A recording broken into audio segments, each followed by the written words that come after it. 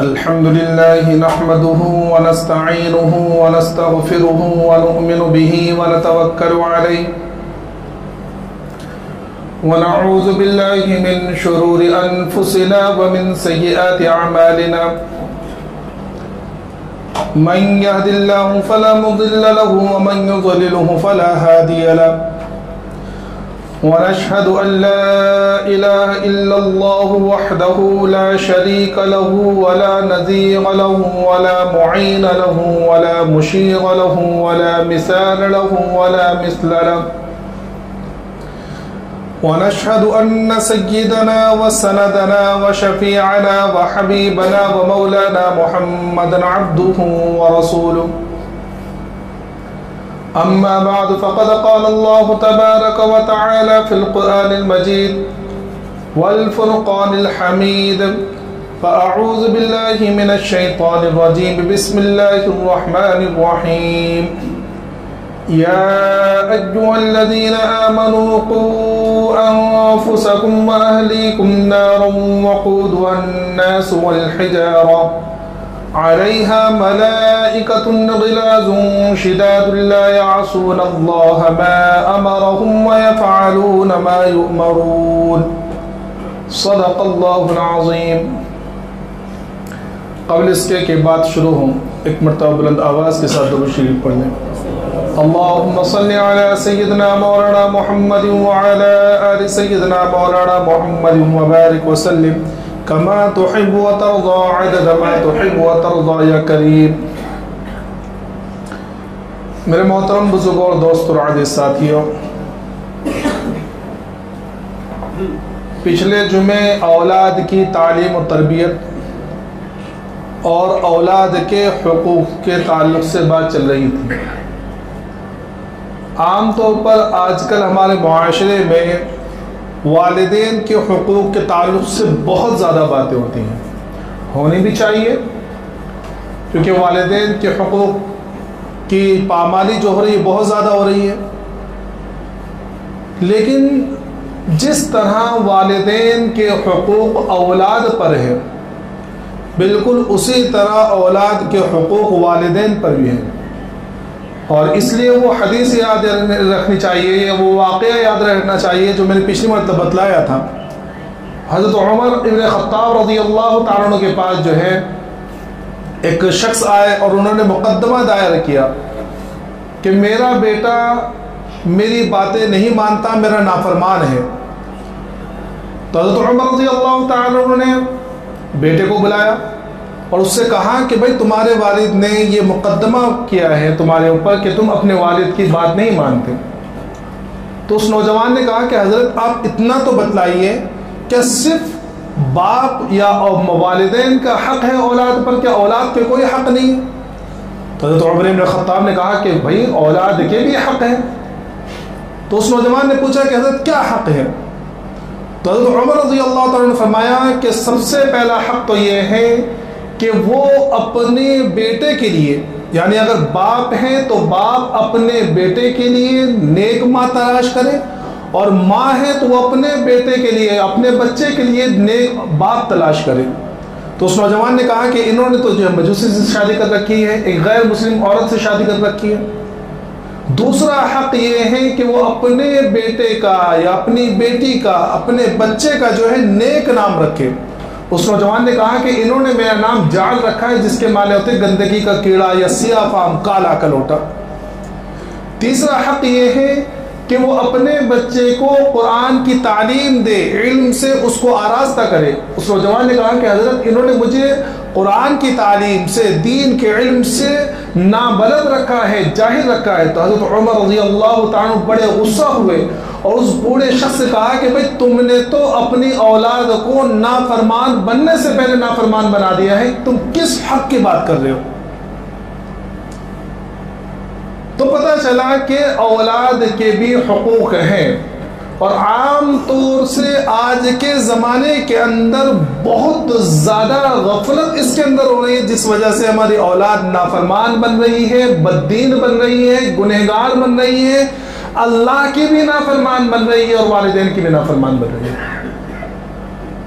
اور میں نے پچھلے جمعے کہا تھا کہ سب سے پہلے وہیں آ کے بات اٹکتی ہے کہ ہر لڑکا یہ چاہ رہا ہے کہ مجھے لڑکی ملے ہیروئن ٹائپ کی، لڑکی یہ چاہ رہی ہے کہ مجھے یہ لڑکا ملے ہیرو ٹائپ کا۔ اب جب گھر کے اندر ہم گانے بجانے والے لائیں گے، ہیروئن ٹائپ کی لائیں گے، بددین لائیں گے، بے دین لائیں گے، یا باپ جو ہے وہ یا لڑکی جو ہے باپ جو تلاش کرے گی، اپنا شوہر جو تلاش کرے گی، وہ ناچنے گانے والا تلاش کرے گی، بددین تلاش کرے گی، اور وہ اللہ کا نافرمان تلاش کرے گی، تو اولاد فرما بردار کیسے بنے گی؟ اس لیے اللہ کے رسول صلی اللہ علیہ وسلم نے جب بھی ترغیب دی، اس بات کی ترغیب دی کہ اگر لڑکا تلاش کر رہے ہو تو دیندار لڑکا تلاش کرو، اور لڑکی تلاش کر رہے ہو تو دیندار لڑکی تلاش کرو۔ یہ ڈگریاں، یہ خوبصورتی، یہ مال و دولت، یہ دنیا کے اندر رہ جانے والی چیزیں ہیں، اور یہ تو ایک مسلمان کا معیار ہو ہی نہیں سکتا۔ اگر ایک مسلمان کا معیار یہ ہو کہ وہ اپنے لیے لڑکی وہ تلاش کرے جو ماڈرن قسم کی ہو، اور جو ہیروئن ٹائپ کی ہو، اور جو صرف ڈگری پڑھی ہوئی ہو، دینداری نہ ہو اس کے اندر، تو یہ تو غیر بھی کرتے ہیں۔ ان کا مقصد زندگی یہ ہوتا ہے کہ بھائی میں ایسی لڑکی لاؤں گا جو ماڈرن ہوگی اور دنیا کو جاننے والی ہوگی، اور دنیا کے قدم سے قدم ملا کر چلنے والی ہوگی، تو یہ تو غیروں کا طریقہ ہے۔ تو اگر ہمیں اپنے بچوں کی دینی تعلیم یا ان کی تربیت کرنا ہے، ہم یہ چاہتے ہیں کہ ہماری اولاد ہماری فرما بردار بنے، تو سب سے پہلے اس کے لیے ماں باپ کو دیندار تلاش کریں۔ دوسری چیز نام کے تعلق سے میں نے بتلایا تھا، اور تیسری چیز جو ہے ان کو قرآن کی تعلیم دیں۔ اچھا، یہ سارے مراحل شروع ہوتے ہیں اس کی پیدائش سے پہلے۔ ہم لوگوں نے کیا کر رکھا ہے کہ پیدائش سے پہلے تو سوچنے کی بات ہے ہی نہیں، وہ تو کوئی سوچتا ہی نہیں آج کے زمانے کے اندر، بلکہ پیدا ہونے کے بعد بھی 10-12 سال تک ہمارا بچہ ہی رہتا ہے۔ سیکھ لے گا ابھی تو بچہ ہے، سیکھ لے گا ابھی تو بچہ ہے، سیکھ لے گا ابھی بچہ ہے۔ 12 سال کے بعد وہ اتنا پختہ ہو جاتا ہے کہ وہ آگے چل کر تم اس کے اوپر کتنی بھی کوشش کرو، بڑی مشکل سے کوئی صحیح ہوا تو صحیح ہوا، ورنہ نہیں ہوتا ہے۔ حالانکہ تربیت کہاں سے کرنی ہے؟ جس وقت ماں حمل سے ہو اس وقت سے بچے کی تربیت شروع ہو گئی۔ اور اس کے شروع کرنے کا طریقہ کیا ہے؟ اس کے شروع کرنے کا مطلب یہ ہے کہ جس وقت والدین کو، میاں بیوی کو یہ پتہ چل جائے کہ اب ہمارے گھر میں ایک نیا مہمان آنے والا ہے، اللہ ہم کو بہت بڑی ذمہ داری دینے والا ہے ہمیں، تو یاد رکھ اس وقت سے والدین کو چاہیے کہ اب اپنے آپ پر دھیان رکھیں۔ خاص طور پر والدہ، ماں جس کے پیٹ میں یہ بچہ ہے، اب اس کو چاہیے کہ اگر وہ اپنے بچے کو دیندار بنانا چاہتی ہے، اپنے بچے کو اپنا اور اللہ کا فرما بردار بنانا چاہتی ہے، وہ یہ چاہتی ہے کہ اس کا بچہ جو ہے اللہ کا فرما بردار بنے، دیندار بنے، تو اب اس کو چاہیے کہ وہ سب سے پہلے خود سارے گناہ کے کام چھوڑ دے۔ ہمارے ماحول کے اندر کیا ہوتا ہے، ہمارے معاشرے میں عام طور پر، کہ جب یہ پتہ چلتا ہے کہ عورت جو ہے یہ پریگننٹ ہو گئی ہے، اور ڈاکٹر نے کہا کہ بھائی تم کچھ کام نہیں کرنا، کوئی بھاری چیز نہیں اٹھانا۔ اب بھاری چیز نہیں اٹھانے کا مطلب یہ کہ کام نہیں کرے گی، اب کام نہیں کرے گی تو اب وہ کیا کرے گی؟ تو ہمارا چونکہ معاشرہ وہ بنا ہوا ہے، وہ ذہن نہیں بنا ہوا دینداری کا، تو اب ماں کیا کرتی ہے، وہ موبائل لیتی ہے اور سیریلیں دیکھنا شروع کرتی ہے۔ وہ سارے جتنے نام اس نے سن رکھے تھے نا کہ یہ پڑوس ملک کے یہ ڈرامے آئے ہیں، وہ سارے ڈرامے دیکھ لیتی ہے۔ کیوں؟ فری ہے، بس ٹائم کاٹنا ہے، نہ کھانا بنانا ہے، اگر گھر کے اندر نوکر ہے تو وہ بنا لیتے ہیں، یا گھر کے اندر تھوڑا اچھا ماحول ہے تو بیچاری نندے یا ساس وغیرہ وہ یہ سوچتی ہے کہ بھئی ہمارے گھر کے اندر ہماری نسل چلانے والا آ رہا ہے، بچہ آ رہا ہے، تو وہ بھابھیوں کو یا اپنی بہو کو کام نہیں کرنے دیتے۔ اور بہو کیا کر رہی ہوئی؟ بہو کر رہی ہے کہ دیکھ رہی، پوری سیریلیں دیکھتی ہیں، وہ ٹی وی دیکھنے میں وقت گزار رہی ہیں۔ بلکہ اللہ معاف کرے، ایسے موقع پر بہت سے عورتیں تو ایسے وہ سنیما ہال میں جا کے فلمیں دیکھ رہی ہیں۔ اب بتلاؤ کہ جب بچہ پیٹ میں ہے اس وقت ہم اللہ کی نافرمانی کر رہی ہیں، اور جو ہے اللہ کے گناہ والے کام کر رہی ہیں، نہ اللہ کی نافرمانی والے کام کر رہی ہیں، اور لڑائی جھگڑے والے سیریلیں دیکھ رہی ہیں، تو بچہ کہاں سے نیک پیدا ہوگا؟ اور اگر اسی زمانے کے اندر مائیں جو ہیں قرآن شریف کی تعلیم کریں، قرآن شریف پڑھیں، سورہ یوسف پڑھیں، سورہ مریم پڑھیں، اور وہ سارے کتابیں پڑھیں جو دین کے اعتبار سے ہیں، اسلامی تاریخ کے اعتبار سے ہیں، احادیث پڑھیں، وہ اپنے وظائف پڑھیں، تو یاد رکھیے بچہ جو پیدا ہوگا اس کے اندر وہ اثر ہوگا۔ ہمارے اسلامی تاریخ کے اندر سینکڑوں واقعات ایسے ہوئے ہیں کہ جب بچہ پیدا ہوا تو وہ 5 پارے کا حافظ، 15 پارے کا حافظ، 1/4 قرآن کا حافظ، پورے قرآن کا حافظ، ایسے بچے پیدا ہوئے ہیں۔ یہ کن عورتوں کے بچے تھے؟ ان عورتوں کے جو جا کے تھیٹروں میں بیٹھتی ہوں، ان عورتوں کے جو سیریلیں دیکھ رہی ہیں؟ نہیں، یہ وہ بچے تھے جن کی مائیں قرآن شریف پڑھا کرتی تھی، جن کے مائیں تسبیحات پڑھا کرتی تھی۔ تو جب ایسی مائیں تھی تو اولادیں ویسی پیدا ہو رہی۔ اب بچہ پیدا ہو گیا، وہ چھوٹا ہے، اب چھوٹے پن سے اس کی تربیت کریں۔ ہمارے علماء نے لکھا ہے کہ بچہ جس وقت بولنا چالنا شروع نہیں کرتا، بہت سارے حقوق ہیں، یہ سارے حقوق میں اس سے پہلے بیان کر چکا ہوں کہ تحنیک کرانا، اسے کان کے اندر اذان اور اقامت دینا، تاکہ سب سے پہلے اسے کان کے اندر اللہ کی کبریائی کی بات پڑھیں۔ یہ ساری چیزیں میں اس سے پہلے بیان کر چکا، اس لیے میں چھوڑ رہا ہوں چیزوں کو، لیکن تربیت کے حوالے سے میں بات کر رہا ہوں کہ جب بچہ جس وقت بولتا بھی نہیں ہے اس وقت بھی وہ ساری باتیں کیچ کرتا ہوتا ہے۔ قرآن کریم نے ایک دعا سکھائی ہے 26ویں پارے کے اندر، رب اوزعنی ان اشکر نعمتک التی انعمت علی وعلی والدی وان اعمل صالحا ترضاه واصلح لی فی ذریتی انی تبت الیک وانی من المسلمین۔ تو اس کے اندر آخر میں کہ دعا ہے واصلح لی فی ذریتی، کہ اللہ میری اولاد کو فرما بردار بنا، اور اس کے بعد میں انی تبت الیک، کہ میں تجھ سے توبہ کرتا ہوں۔ علماء نے لکھا ہے کہ یہاں بتلانا مقصود یہ ہے کہ اگر اپنی اولاد کو فرما بردار بنانا چاہتے ہو، اپنی اولاد کو نیک بنانا چاہتے ہو، اپنی اولاد کو سنت کا پابند بنانا چاہتے ہو، تو سب سے پہلے تم اللہ کے سامنے توبہ کرو، سب سے پہلے تم اللہ کے فرما بردار بن جاؤ، سب سے پہلے تم قرآن پڑھنے والے بنو، سب سے پہلے تم نماز پڑھنے والے بنو، سب سے پہلے تم اللہ کے سامنے ہاتھ پھیلانے والے، اللہ کے سامنے سر جھکانے والے بنو۔ تمہاری اولاد خود بخود تمہارے نقش قدم پر چل کے سارے کام کرنے لگے گی۔ لیکن آج کیا ہو رہا ہے کہ باپ یہ چاہتا ہے کہ میرا بیٹا نمازوں کا پابند بنے، نمازی بنے، اور خود فجر کی نماز چھوڑ کر سو رہا ہے۔ اگر تم گھر کے اندر رہو گے، تم چاہے کتنا بھی مار پیٹ کر بچوں کو نماز کے لیے بھیج دو، اگر تم نماز کے لیے نہیں آئے تو یاد رکھو بچہ گھر سے نکل بھی جائے گا تو بیچ میں رک جائے گا، یا وہ مار توڑ کر یا مار پیٹ کر یا مار کھا کر نماز پڑھ تو لے، نمازی نہیں بنے گا، وہ نمازی نہیں بنے گا، وہ نماز پڑھنے والا بن جائے گا، جہاں اس کو موقع ملے گا وہاں ڈانڈی مار دے گا۔ تو اگر اپنے اولاد کو فرما بردار بنانا ہے تو سب سے پہلے خود بننا پڑے گا، خود بنے۔ اور یاد رکھیں، اس لیے قرآن کریم کے اندر جو دعائیں بتلائی گئی ہیں وہ اسی وجہ سے کہ تربیت کب کرنی ہے، کیسے کرنی ہے، اللہ کے رسول صلی اللہ علیہ وسلم نے کر کے بتلائی ہے کہ ہر موقع کے اندر کہ کس طرح تربیت کرنی ہے، کیسے بتلانا ہے، کس طرح ان سے بات کرنی ہے۔ میں نے پچھلی مرتبہ بہت مرتبہ اس بات کو کہا ہے کہ آج کل والدین بچوں سے محبت کرنا بھول گئے، یا کچھ لوگ ایسے کہ بہت زیادہ محبت کر رہے ہیں، اتنا لاڑ پیار کر رہے ہیں کہ ساری چیزیں ان کی درگزر کر دے رہے ہیں۔ بالکل درمیانی اعتدال، اسلام نے ہر جگہ اعتدال بتلایا ہے کہ ان سے محبت کرو، ان کو عزت دو۔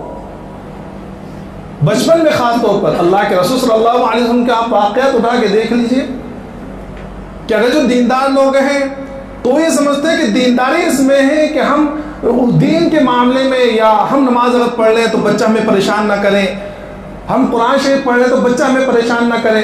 حالانکہ آپ واقعات اٹھا کے دیکھ لیجئے کہ ایک مرتبہ اللہ کے رسول صلی اللہ علیہ وسلم آپ منبر پر ہیں، خطبہ دے رہے ہیں، اور سامنے سے حضرت حسین رضی اللہ تعالیٰ عنہ آ رہے ہیں مسجد نبوی میں، چھوٹے سے، کبھی ادھر کبھی ادھر گرتے پڑتے۔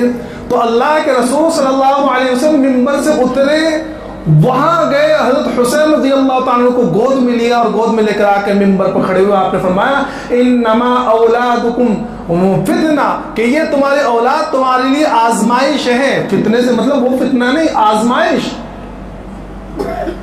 کہ میرا نوازا, یہ میرا بیٹا وہاں سے آ رہا تھا, مجھ سے برداشت نہیں ہوا, میں گیا ممبر سے اتر کے وہاں سے لے کر آیا. اور آج ہم تو سمجھتے ہیں کہ بھئی اگر بچہ ہمارے سامنے آ گیا نماز پڑھ لے تو اول تو نماز میں دیکھ لیتے ہیں, نماز کے بعد وہ گھورنا اور وہ مارنا, اور پھر اگر مسجد میں کوئی لے کر آ جائے, مسجد میں ذرا سا ادھر ادھر ہو جائے تو دوسرے لوگ نہیں چھوڑتے, وہ اتنا زور سے اتنی زور سے ان کو ڈانٹے دیتے ہیں, اتنی زور سے بہکاتے ہیں کہ وہ دل کے اندر یہاں سے نکلتے عزم کر دیتے ہیں آئندہ مسجد میں نہیں آؤں گا. میں نے بہت مرتبہ اس بات کو کہا ہے کہ مسجد میں بچوں کو آنے دو, یہ مکلف نہیں ہے. یہ اگر تمہارے سامنے سے گزر بھی گئے نا تو نہ انہیں گناہ نہ تمہیں گناہ, بچے کو بڑے گزر جاتے ہیں. کتنے نوجوانوں کو ہم نے دیکھا کہ انہیں گناہ ہے, جن کے اوپر گناہ ہے ان کو معلوم ہی نہیں کہ مسجد کے آگے سے نماز کے آگے سے نہیں گزرنا چاہیے, کس طرح گزرنا چاہیے, انہیں مسئلہ معلوم ہی نہیں ہے. اور بچوں کو کہتے ہیں نمازیں خراب کر رہے, یہاں سے وہاں بھاگ رہے, وہاں سے وہاں بھاگ رہے. دو انہیں میں اپنا قول نہیں, ایک بڑے عالم اور بڑے مفتی کا قول بتلا رہا ہوں. انہوں نے کہا کہ یاد رکھیے کہ جس وقت تمہاری پچھلی صفوں سے بچوں کے مستی کرنے کی آوازیں اور بچوں کے رونے کی آوازیں آنا بند ہو جائے, اس وقت سمجھ لینا کہ تمہاری نسلوں سے ایمان اٹھ گیا ہے. اس بات کو ذہن میں رکھنا. جو ماحول جو چل رہا ہے, ذرا بچے مستی کرتے ہیں اتنا. وہ ایک مرتبہ بیچ میں بھی کوئی آ کے مجھ سے اتنی بحث کی انہوں نے. میں نے کہا کہ میں بچے مکلف نہیں ہے بھائی, چھوڑ دو انہیں, مستی کر رہے کرنے دو. سمجھ میں آ رہا ہے؟ یہ ہمارے ہندوستان میں زیادہ چل رہا ہے, ہندوستان اور پڑوس ملک میں. ورنہ عرب ترکی وغیرہ کے اندر تو مسجدیں بڑی ہیں یا جو بھی, اس کے اندر باقاعدہ ان کے لیے پلے گراؤنڈ بنائے جا رہے ہیں. جو ماحول چل رہا ہے جو ارتداد کا, اس سے بچنے کے لیے. اور یہ چھوٹے چھوٹے بچے اگر یہاں آ کے مستی نہیں کریں گے, یہاں نہیں آئیں گے نا, یہ کہاں جائیں گے؟ باہر کا ماحول آپ کو معلوم ہے کیا ہے, کیسا چل رہا ہے. تو ان کو آنے دو, ان سے محبت کرو. ہاں سمجھاؤ انہیں, اگر زیادہ مستی کر رہے تو نماز کے بعد بیٹھ کے سمجھاؤ, تھوڑا وقت ان کو لو, پیار سے سمجھاؤ, ان کو کچھ بانٹو. ہم نے دیکھا ویڈیو میں نے دیکھا ترکی کے کسی عالم کی, وہ مسجد کے اندر امام صاحب جو ہے نماز کے بعد میں بچوں کے ساتھ میں ریل گاڑی کھیل رہے مسجد کے اندر. ہمارے وہاں سن رہے تو سب سے پہلے تو امام کی چھٹی کریں گے کہ امام صحیح نہیں ہوئی ہے. تو میرے محترم بزرگ دوستو سمجھیں, یہ بہت بڑا گفٹ ہے اللہ کی طرف سے. جبھی تو اللہ نے وہب کا لفظ استعمال کیا, یہب لمن یشاء اناث و یہب لمن یشاء الذکور, کہ اللہ یہ گفٹ جس کو چاہتا ہے دیتا ہے, جس کو چاہتا نہیں دیتا. تو اللہ کا دیا ہوا گفٹ جو ہے میسج ضائع کر دیں, ایسی برباد کر دیں. ان سے کھیلیں, ان کو بتلائیں, ان کو سمجھائیں. یہ بچپن سے کرنے کی چیزیں ہیں, بچپن سے. رات کا وقت تو خاص طور پر حضرت پیر صاحب نے لکھا ہے کہ وقت کچھ ایسے ہوتے ہیں جن وقت میں بچہ بہت جو ہے حاصل کرنے والا ہوتا ہے. اس وقت میں وہ مطلب جو چیز ہم ان کو سمجھائیں گے وہ اس کو سمجھنے والی چیز وہ فوراً سمجھ جاتا ہے. کچھ اوقات انہوں نے خاص طور پر لکھے ہیں, ان میں سب سے پہلا وقت بتلایا ہے کہ رات میں سوتے وقت کا. جو رات میں سونے کا وقت ہوتا ہے نا, وہ وقت بچے کا بہت زیادہ وہ وقت ہوتا ہے جب بچہ بالکل ایسے موڈ میں ہوتا ہے کہ جو اس کو سمجھا وہ سمجھے گا. اس سے آپ دیکھیں کہ عام طور پر جو بچے ہوتے ہیں نا, رات میں جیسے بستر پہ لیٹتے ہیں وہ سوالات شروع کر دیتے ہیں, وہ کہانی سناؤ. اب یہاں ماں کا کام یہ ہے, یا اگر باپ ہے تو باپ کا کام یہ ہے کہ انہیں کیا سنانا ہے. آج ہمارے اس میں کیا ہو رہا ہے, عام طور پر ماں یہ چاہتی ہے کہ بچے کو پیٹ پاٹ کر جتنی جلدی سلا دو. کیوں؟ کیونکہ اس کو سلانے کے بعد خود سیریلیں دیکھنا ہے, خود موبائل میں لگنا ہے. تو وہ چاہتے ہیں کہ بچہ جاگے. جاگنے کا مطلب یہی ہے کہ بچوں کو 12 تک جگہ, مطلب یہ ہے کہ جب بچہ بستر پہ لیٹ رہے نا تو اس وقت اس کو 10-15 منٹ باتیں کرنے دو تم سے. اس وقت اس کو بتلاؤ, اس وقت اس کے دل کے اندر وہ کہانیاں جو ہم بلی کی, پریوں کی, اڑنے والی اس کی, جناتوں کی, بھوتوں کی سناتے ہیں نا, اس وقت اس کو کہانیاں سناؤ صحابہ کرام کی, واقعات بتاؤ اللہ کے رسول صلی اللہ علیہ وسلم کے، اور اللہ کے رسول صلی اللہ علیہ وسلم کی عظمت دل کے اندر ڈالو، ان کو بتلاؤ۔ میں تجربہ آپ کو بتاتا ہوں، میرے پاس جو بچے پڑھتے ہیں نا، تو دوپہر کے بیچ میں اور شام کے بیچ میں چھوٹے چھوٹے بچے ہیں، 4-5 سال کے، وہ 4-5 کا گروپ ہے۔ میں جب ان کو لے کے بیٹھتا ہوں تو آخر میں جب پڑھاتا ہوں تو میں ویسے ہی مشہور ہوں بڑا سخت، تو اس وقت ڈرے سے رہتے ہیں، لیکن جیسے ہی میرے قاعدہ بند کرتا ہوں، میں ان سے فوراً کہتا ہوں نا کہ بتاؤ ہم کو کس نے پیدا کیا، ان بچوں کے چہرے پہ وہ خوشی ہوتی ہے کہ اب اچھی چیز آئی ہے۔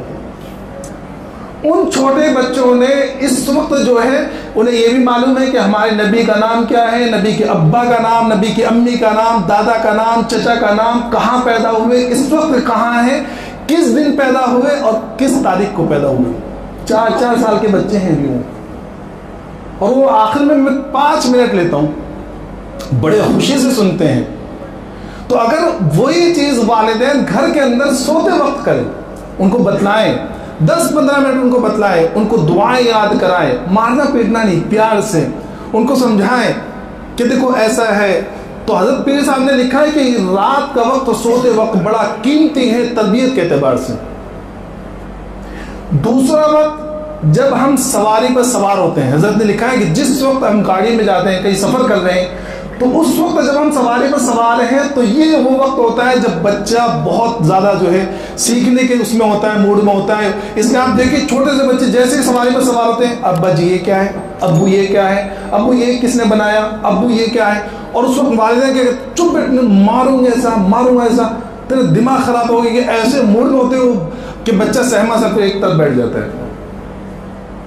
کہ یہ سفر کا وقت جو ہوتا ہے، سواری پر سوار جب ہو رہے، وہ وقت جب بچے سوالات کر رہے تو ان سوالات کا پیار سے جواب دیں، آگے اپنی تربیت کے اندر ان کو نئی نئی باتیں بتلائیں، نئی چیزیں بتلائیں۔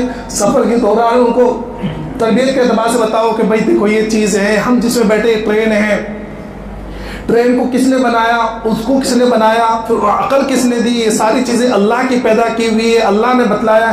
جب بار بار ہم اللہ کا نام لیں گے، اللہ کی تعریف کریں گے، اللہ کی قدرت کو بتلائیں گے، تو یہ بچے بچپن سے اللہ کی قدرت، اللہ کی عظمت، اللہ کی کبریائی اپنے دل میں لے کر بڑے ہوں گے۔ ہر چیز بتلاؤ کہ اللہ نے دی ہے، اللہ نے وہ دی ہے، اللہ نے دیا ہے، اللہ نے لایا ہے، اللہ نے تمہیں دیا ہے۔ سمجھ میں آ رہا ہے؟ مولانا احمد لاہور رحمۃ اللہ علیہ کے بچے کا غالباً واقعہ ہے کہ والدہ نے ہمیشہ ہر چیز کہ یہ چیز کس نے دی ہے، اللہ نے دی ہے، یہ چیز کس نے دی ہے، اللہ نے دی ہے۔ ایک مرتبہ دودھ والا آیا تو بچے کو بھیجا دودھ لے کر آؤ، تو دودھ لینے گیا تو واپس آ کے کہنے لگا کہ بھائی اللہ نے دودھ دیا ہے۔ اللہ لایا کون تھا؟ دودھ والا۔ لیکن چونکہ ذہن وہ بنا ہوا ہے، تو جب بچپن سے یہ ذہن بن کر بڑے ہوں گے کہ بھئی اللہ سب کرنے والے ہیں، اللہ ہی دینے والے ہیں، تو انشاءاللہ جب جوانی کی حالت میں پہنچیں گے یہ کبھی ارتداد کا شکار نہیں ہوں گے۔ آج جتنے بھی اسلام سے متنفر ہے، اللہ سے ہٹے ہوئے ہیں، آپ جا کے دیکھ لیجئے ان کے والدین نے بچپن میں ان کی تربیت نہیں کی ہوگی۔ اللہ ماشاء اللہ بھائی وہ تو الگ چیز ہے، جیسے وہ کہاوت ہے اور ہوتا بھی ہے کہ بھائی ولی کے گھر میں شیطان پیدا ہو جاتا، ہوتا ہے کبھی کبھار کہ نوح علیہ السلام کا بیٹا کافر ہے، ہوتا ہے، لیکن اکثر و بیشتر یہ نہیں ہے۔ اکثر و بیشتر یہ ہے کہ جنہوں نے اپنے بچے کی بچپن میں اسلامی تربیت کر لی، انشاءاللہ آگے چل کر وہ کبھی بھی ارتداد کا شکار نہیں ہوتے۔ لیکن ضرورت یہ ہے کہ بچپن سے کریں، کہ بچپن میں ان کو بتلائیں، بچپن میں ان کو اسلامی تاریخ بتلائیں کہ ہم کون ہیں، ہمارا مذہب کیا ہے، سمجھے ہمارا مذہب کیا سکھاتا ہے۔ تو ایک چیز یہ، دوسرا وقت کون سا کہ جب سواری پر سوار رہے ہیں، گاڑی میں بیٹھے ہوئے ہیں، کار میں بیٹھے ہوئے ہیں، ٹرین میں بیٹھے ہوئے ہیں، جہاں بھی۔ تیسرا وقت کہ جس وقت ہم کھانے کے لیے بیٹھتے ہیں، کھانے کے لیے جب ہم بیٹھتے ہیں تو آپ عام طور پہ یہ دیکھیے، تجربہ کریے کہ 4-5 سال کے جو بچے بولنے لگے ہیں، وہ جو بچے، تو یہ بچے کھانے کے اندر بڑے سوالات کرتے ہیں، تو اس وقت پہ جو ہے ان بچوں کو اطمینان سے سمجھائیں، ان کے سوالات کا جواب دیں۔ کیا کہتے ہیں کھانے کے ٹائم پہ بات نہیں کرتے، وہ کس نے منع کیا بات کرنے کے لیے؟ دنیاوی بات کرنے کے لیے منع کیا گیا ہے، دنیا میں، ورنہ خاموشی سے کھانا کھانا مکروہ ہے، سمجھ میں آ رہا ہے؟ دنیاوی باتیں نہ کریں، اللہ کا ذکر کر کے کھائے، اللہ کا نام لے کے کھائے، تو یہ بھی تو اللہ کا ذکر ہے کہ اس وقت بچوں کو ہم سمجھائیں، ان کو رزق کی اہمیت بتلائیں۔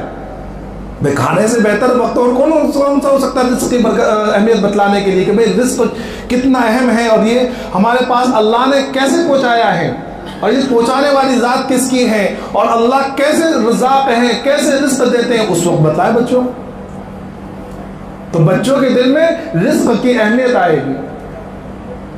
تو یہ وقت کہ یہ ساری چیزیں جو ہیں یہ احادیث سے اور سنت سے ثابت ہیں۔ اللہ کے رسول صلی اللہ علیہ وسلم ایک مرتبہ بیٹھے ہوئے ہیں، ایک صحابی ہے ننھے سے، حضرت انس رضی اللہ تعالیٰ عنہ، وہ آئے اللہ کے رسول صلی اللہ علیہ وسلم کے پاس اور کھانے میں شریک ہوئے، کھانے میں جو ہے اس میں جو دودھیا رکھا ہوا تھا، گوشت تھا، تو ایسے ایسے چاروں طرف ہاتھ پھیلانے لگے کہ یہاں سے اٹھا رہے، کبھی وہاں سے کبھی وہاں سے اٹھا رہے۔ تو اللہ کے رسول صلی اللہ علیہ وسلم نے ڈانٹے نہیں دیے بلکہ پیار سے سمجھایا کہ اے لڑکے، اپنے کل بیمینک کہ ایک تو سیدھے ہاتھ سے کھاؤ، وَقُلْ مِمَّا يَلِيكَ اپنے سامنے سے کھاؤ، اور پہلے فرمایا سم اللہ کہ اللہ کا نام لے کے کھاؤ، اپنے سامنے سے کھاؤ، سیدھے ہاتھ سے کھاؤ۔ تو یہ بتلایا کہ یہ تربیت کا موقع ہے بچوں کو بتلانے کا۔ سواری پر سوار حضرت اللہ کے رسول صلی اللہ علیہ وسلم ایک مرتبہ سواری پر سوار ہے، پیچھے صحابی بیٹھے ہوئے ہیں، تو اللہ کے رسول صلی اللہ علیہ وسلم نے اس وقت ان کو نصیحتیں کی بہت ساری۔ تو یہ ساری چیزیں کہاں سے آئیں گی؟ یہ ہمیں جب پتہ چلے گی جب ہم سیرت کو پڑھیں گے۔ اس لیے چھوٹے چھوٹے کتابچے بہت سارے، حضرت مفتی شفیع صاحب رحمۃ اللہ علیہ کی کتاب سیرت خاتم الانبیاء، وہ پڑھنا شروع کریں، وہ بچوں وہ باقاعدہ اس کی تعلیم کریں ہم گھروں کے اندر، کہ تعلیم کریں کہ لے کے روزانہ ایک صفحہ یا 4-5 صفحے پڑھیں، اگر اردو بہت آسان اردو میں وہ، اور اس کے علاوہ وہ نہیں ہے تو ایک مولانا عاشق الہی میرٹھی رحمۃ اللہ علیہ کی کتاب ہے سیرت، وہ پڑھیں، آسان اردو کے اندر ہے۔ اور اب تو سیرت کی بہت ساری کتابیں ہندی انگلش میں بھی آ چکی ہیں، نہیں آتی دو زبانوں میں پڑھیں، یا اگر نہیں آتا تو کم از کم موبائل کے اندر ان کو بتلائے مطلب ان کے ہاتھ میں موبائل نہ دے بلکہ چالو کر کے کسی جگہ رکھ دے، تھوڑا سا چالو کریں پھر بچوں کو سمجھائیں۔ اچھا ایک چیز یہ بھی ہوتی ہے کہ عام طور پر ہم لوگ بچوں سے جو بات کرتے ہیں نا، بچوں سے بات کرنے کا ہم کو ڈھنگ ہی نہیں ہے، ان کے لیول تک بات ہی نہیں کرتے، ہم اتنی اونچی بات کرتے ہیں کہ بچے اس سے متنفر ہو جاتے ہیں، پتہ نہیں بھی کیا بول رہے ہیں۔ اللہ کے رسول صلی اللہ علیہ وسلم کا طریقہ ایسا نہیں تھا۔ اللہ کے رسول صلی اللہ علیہ وسلم بچوں سے بچوں کے لیول میں آ کے بات کیا کرتے تھے۔ اس ایک واقعہ لکھا ہے غزوہ بدر کے موقع پر کہ غزوہ بدر کا جو موقع ہوا تو اللہ کے رسول صلی اللہ علیہ وسلم نے ایک صحابی کو بھیجا، کوئی صحابی کو بھیجا کہ جا کے دیکھ کر آؤ کہ بھئی مشرکین کا جو لشکر کتنا ہے۔ تو وہاں گئے تو ان کو کچھ پتہ نہیں چلا، لیکن ایک چھوٹا سا بچہ، اتنا چھوٹا نہیں مطلب اچھا خاصا تھا لیکن بچہ تھا، وہ ان کو وہاں بکریاں چراتے ہوئے مل گئے، جانور چراتے ہوئے، تو وہ کافروں کا تھا تو اس کو پکڑ کے لے کر آ گئے۔ تو ان سے پوچھا کہ بھائی کافروں کا جو لشکر کتنا ہے، تو بتلانے اس کو معلوم ہی نہیں، اندازہ نہیں، 13-14 سال کا بچہ تھا وہ، تو اس نے کہیں بتاتا 200، کہیں بتاتا 300، اس صحیح طریقے سے بتانے کے لیے تیار نہیں۔ تو اللہ کے رسول صلی اللہ علیہ وسلم سمجھ گئے کہ بھئی یہ بچہ ہے، اس کو معلوم نہیں کہ تعداد کتنی ہوگی۔ تو اللہ کے رسول نے اس سے پوچھا کہ ایک بات بتلاؤ، یہاں جو کھانا بنتا ہے تو اس کھانے کے اندر اونٹ کتنے ذبح کیے جاتے ہیں؟ تو اس نے کہا کہ روزانہ 9 یا 10 اونٹ ذبح، کبھی 9 بھی کرتے ہیں اور کبھی 10 کرتے ہیں۔ تو اللہ کے رسول صلی اللہ علیہ وسلم نے فوراً سمجھ گیا کہ بھئی 1/100 یعنی ایک کے اندر 100 لوگ کھاتے ہیں، تو یا تو مشرکین یا کفار کا جو لشکر ہے وہ اس کی تعداد 900 یا 1000 کے درمیان کی، اور حقیقتاً 1000 کی تعداد تھی۔ تو اللہ کے رسول صلی اللہ علیہ وسلم نے وہ سوال کیا جو بچہ جس کا جواب دے سکتا تھا، کیونکہ اونٹوں کا گننا 9-10 اونٹوں کا گننا کوئی مشکل بات تو ہے۔ تو عام ہمیں بھی جب بچے کے ساتھ بیٹھ کے بات کریں گے یا ہم ان کی تربیت کے لیے جائیں تو اتنے اونچے لیول کی اور بات نہ بتائیں کہ ان کے سمجھ میں ہی نہ آئے۔ تو یہ بچوں کی تعلیم و تربیت یہ بہت ہی ضروری چیز ہے، یاد رکھیے۔ میں اس لیے یہ کہہ رہا ہوں کہ یہ بچے اللہ کا تحفہ ہے، تحفوں کی ناقدری سے اللہ یا کوئی بھی انسان، عام انسان بھی تحفے اگر کسی کو دے گفٹ دے اور اسے ناقدری کرے تو انسان چھین لیتا ہے، چلا بھائی تجھ سے نہیں سمجھ رہا، مجھے واپس کر۔ تو اللہ نے اتنا بڑا تحفہ دیا ہے، ہم اس کی ناقدری کریں گے تو کیسے چلے گا؟ دوسری چیز، یہ اولاد، یہ بچے ہمارے لیے ذخیرہ آخرت ہیں۔ اس لیے آپ دیکھیں کہ جب انسان مر جاتا ہے تو اگر اللہ چاہتا تو مرنے کے فوراً بعد جنت و جہنم کا فیصلہ کر دیتا، بھائی قیامت تک کا فیصلہ کیوں وہ کیا مؤخر کیا؟ بھائی جیسے مرا اس وقت دیکھا جاتا ہے بھائی ہاں اس کے اعمال نیک اعمال زیادہ ہے، اس کے برے اعمال زیادہ ہے، تو فوراً فیصلہ کر دیں ایمان والوں کے لیے۔ کافروں کے لیے تو بھائی ان کا تو کوئی جو کافر کفر کی حالت میں مر گیا وہ تو ختم، لیکن ایمان والے جو بندے ہوتے ہیں نا ان کا فیصلہ مؤخر کیا جاتا ہے قیامت تک۔ ہاں سزائیں وغیرہ ہوتی رہتی ہے، اس کی وجہ علماء نے لکھی ہے کہ یہ وجہ یہ ہے کہ اللہ کے رسول صلی اللہ علیہ وسلم نے ایک دوسری حدیث کے اندر فرمایا ہے کہ جب مومن مرتا ہے، ایمان والا جب مرتا ہے تو اس کے سارے عمل ختم ہو جاتے ہیں الا ثلاثہ، لیکن 3 عمل ایسے ہیں جو باقی رہتے ہیں۔ یہ ایک حدیث کے اندر 3 عمل، اور علماء نے اس کے اعتبار سے بہت ساری چیزیں نکالی ہیں۔ تو کون سے؟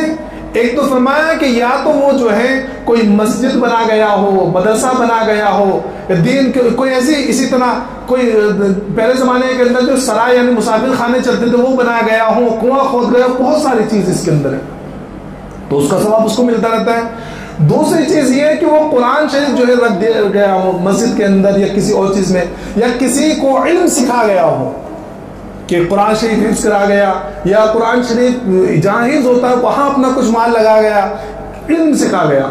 تیسری چیز فرمایا کہ یا وہ کوئی نیک اولاد چھوڑ کر گیا ہو، تو یہ نیک اولاد جب تک اس کے لیے دعا کرتی رہے گی، اس کے نام اعمال میں نیکیاں لکھی جاتی رہے گی، ایک وقت وہ آئے گا کہ اس کے بچے کی مغفرت، دعائے مغفرت کی وجہ سے، اس کے بچے کی دعا کی وجہ سے اس کی نیکیوں والا پڑھ رہا، یا اس کی نیکیاں بڑھ جائیں گی، گناہ کم ہو جائیں گے، اور اللہ اس کو جنت پہ داخل کر دیں گے۔ کتنے واقعات ایسے کہ ایک شخص کا واقعہ لکھا ہے کہ اس کا انتقال ہوا، کسی نے خواب میں دیکھا کہ وہ جہنم کی آگ میں جل رہا ہے، کہ قبر میں انگارے ہیں خوب بہت سارے، تو بڑا پریشان ہوا۔ کچھ دنوں کے بعد دوبارہ خواب میں جب دیکھا تو دیکھا کہ وہ جنت کے باغات میں ٹہل رہا ہے۔ تو کسی نے پوچھا کہ اس نے خواب دیکھنے والے نے پوچھا کہ میں تیرے ساتھ یہ کیا معاملہ ہوا کہ ابھی کچھ دن پہلے میں نے دیکھا تھا تو قبر میں تیرے انگارے تھے اور تو جہنم میں چل رہا تھا اور اب تو جنت کے باغات میں ٹہل رہا ہے، کیا وجہ ہے؟ تو کہنے لگا کہ میری بیوی نے میرے بچے کو جو ہے اس درمیان میں مکتب میں بٹھا دیا تھا، اور میرے بچے نے طوطلی زبان میں بسم اللہ الرحمن الرحیم جب پڑھا تو اللہ کی رحمت تو غیرت آئی، اور اللہ کی رحمت جوش میں آ گئی کہ جس کا بچہ طوطلی زبان میں مجھے رحمان الرحیم کہہ رہا ہوں، اس کے باپ کو عذاب دو، یہ میری رحمت کے لیے گوارا نہیں، اور اللہ نے میری مغفرت کر دی۔ تو میرے محترم بزرگ دوستوں، یہ چھوٹے چھوٹے معصوم بچے یہ ہمارے پاس اللہ کی امانت بھی ہے، اللہ کا تحفہ بھی ہے، ان بچوں کی قدر کریں، ان کی صحیح تعلیم و تربیت کریں، انشاءاللہ یہ بچے ہمارے ذخیرہ آخرت بنیں گے۔ اللہ تبارک و تعالیٰ تمام کو کہنے سننے کے ساتھ ساتھ عمل کی توفیق عطا فرمائے، اور ہماری اولاد کی اور ان کی اولاد کی نسل اور تمام پوری نسلوں کے ہمارے ایمان کی حفاظت فرمائے۔ وآخر دعوانا ان الحمد للہ۔